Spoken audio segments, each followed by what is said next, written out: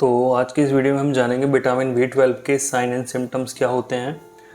तो vitamin B12 एक vitamin होता है जो कि सभी को बॉडी में ज़रूरत पड़ती है उसकी। तो इसकी हम नॉर्मल लिमिट जानेंगे और क्या क्या इसके सिम्टम्स और साइन आएंगे उसी के बारे में शॉर्ट में हम चर्चा करेंगे। तो विटामिन B12 हमारी बॉडी में नॉर्मली कितना होना चाहिए? तो 160 से लेके 950 pg पर ml पिकोग्राम पर मिलीलीटर इतना ये होना चाहिए। ठीक है, अगर आपने अपनी लैब पे जांच करवाई है और वो 160 से कम मिल रही है pg पर ml में, तो आपको समझ आना चाहिए डिफिशियंसी है। वो सारे पेशेंट्स हैं, मोस्टली कॉमन पेशेंट्स में देखा जाता है 10 में से 4 पेशेंट आज के समय में ऐसे हैं जिनको विटामिन B12 की डिफिशियंसी मिल रही है। तो दोस्तों इसमें सबसे पहली कंडीशन आती है फैटिक टायर्डनेस। तो पेशेंट बहुत ज़्यादा थकान महसूस करेगा, अच्छा खा रहा है, अच्छा पी रहा है, अच्छा सो रहा है और कोई ऐसी स्ट्रेस नहीं है, बट उसको बहुत ज़्यादा थकान महसूस हो रही है। तो मेगालोब्लास्टिक एनीमिया विटामिन B12 की वजह से हो सकता है, जहाँ पे हम देखते हैं हीमोग्लोबिन की मात्रा भी कम आती है, विटामिन B12 भी कम चल रहा है, तो फैटिक और टायर्डनेस उसको बनी रहेगी। थोड़ा सा काम करेगा, थोड़ा सा सीढ़ियाँ चढ़ेगा, थोड़ा सा वजन उठाएगा, थोड़ा सा पढ़ लेगा, तो बहुत ज़्यादा वो कमजोरी महसूस करेगा, फिजिकली एंड मेंटली वो कमज़ोर होना शुरू हो जाएगा। तो बहुत ज़्यादा उसको थकान रह रही है।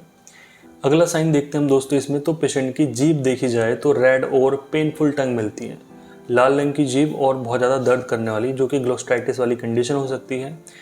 पेशेंट का मुंह बार बार आ जाता है, एपेथे उसको हो जाते हैं, स्टोमेटाइटिस जिसको बोला जाता है।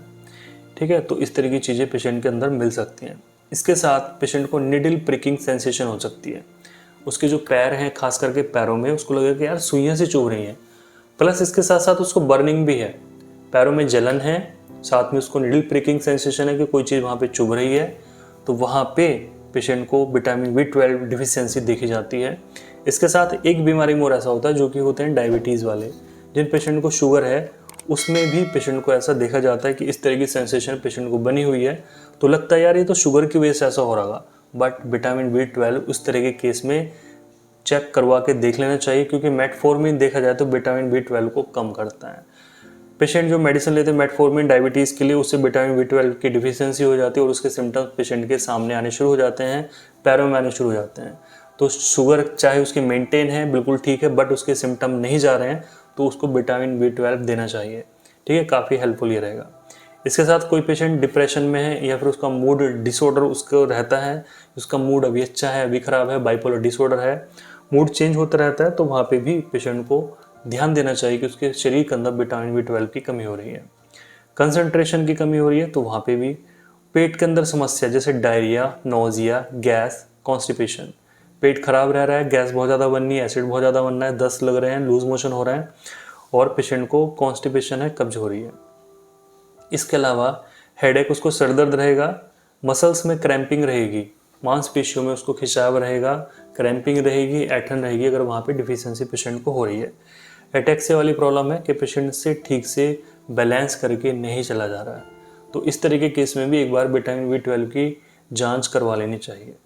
इसके साथ पेशेंट को इरेक्टाइल डिस्फंक्शन की प्रॉब्लम भी हो सकती है, लॉस ऑफ लिबिडो भी हो सकती है कि पेशेंट की सेक्सुअल इच्छा कम हो जाए और सेक्स करता है तो अपने आप के अंदर वो कमजोरी ज़्यादा महसूस करे। तो ये सारी चीज़ें पेशेंट के अंदर देखने को मिल सकती हैं। इनमें से अगर आपके अंदर 2-3 सिम्टम भी मिल रहे हैं तो आपको अपनी जाके विटामिन B12 की जांच करवा लेनी चाहिए। आसपास के उसमें जाएंगे लैब पे तो लगभग 400-500 रुपये तक की, 600 रुपये तक की विटामिन B12 की जांच आपकी हो जाएगी। बात करते हैं आप इसको किस तरीके से बढ़ा सकते हैं। देखिए, अगर आप मीट या अंडे खाते हैं तो भाई आपका विटामिन B12 आपको फुल मिलेगा, और जो शुद्ध शाकाहारी व्यक्ति हैं उनके अंदर डिफिशियंसी ज़्यादा देखने को मिलती है। तो इसको बढ़ाने के लिए अगर आप एग खाते हैं आप एग ले सकते हैं, अगर आप रेड मीट खाते हैं तो भाई आप रेड मीट लेते रहिए, उसके अंदर विटामिन B12 भरपूर मात्रा में है। आप इन दोनों चीज़ों को ही नहीं खाते हैं तो आप कैसे बात बने, विटामिन B12 कैसे बढ़ाए? तो सबसे पहले डेयरी प्रोडक्ट्स यूज़ कीजिए। आप जितने भी डेयरी प्रोडक्ट्स हैं आप उनको यूज़ कीजिए। आप चाहे मट्ठा ले लीजिए, दूध ले लीजिए, दही ले लीजिए, इन सारी चीज़ों को कंटिन्यू में इस्तेमाल कीजिए। पनीर को इस्तेमाल कीजिए कि हफ्ते में 1-2 बार पनीर खा लेना चाहिए।